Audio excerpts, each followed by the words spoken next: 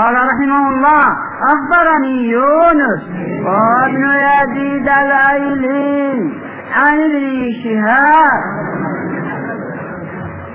محمد بن مسلم ابن عبيد الله بن عبد الله الشهير بالزهري القائل: لا يحب علم الحديث إلا ذكور الرجال ولا يبغضه إلا مؤنثوهم. صحيح يا أخوان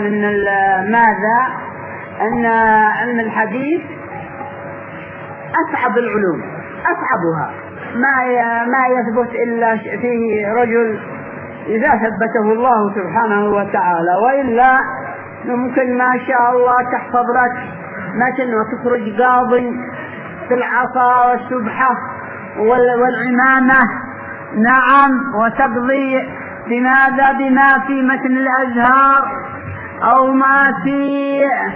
ما في زاد المستقنع أو ما في مختصر أبي شجاع وكذا غيره.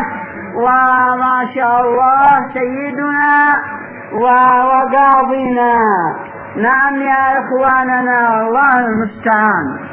لكن علم الحديث يحتاج إلى أن تتفرغ له إلى أن تموت.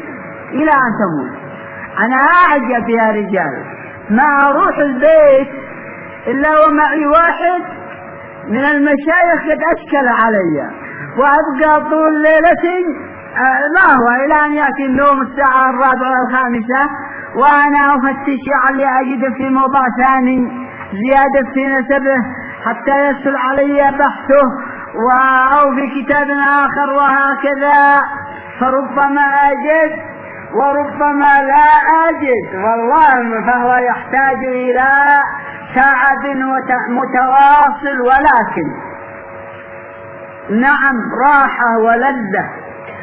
نعم كما قال الحسن البصري: لو يعلم الملوك وأبناء الملوك ما نحن فيه لجالدون عليها بالسيوف. والله إنني أعتقد أننا في راحة وفي نعمة أعظم من راحة الملوك والرؤساء.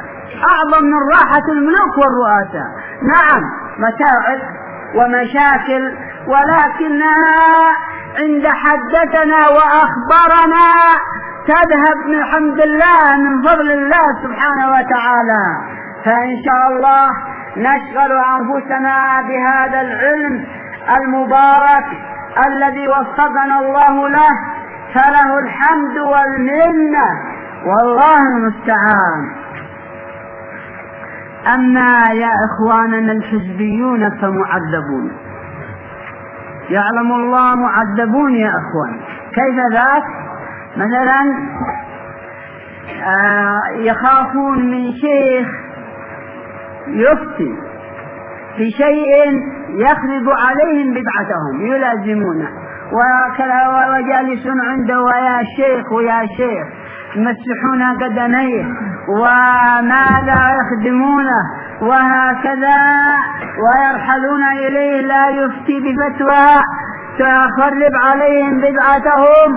أما أنت فأنت لا تبالي، لأنك لست بمقلد.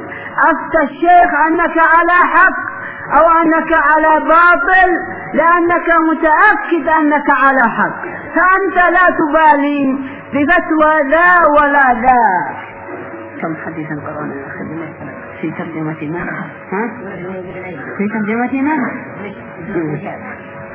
ابن شهاب خيرا إن شاء الله، جزاك الله خيرا.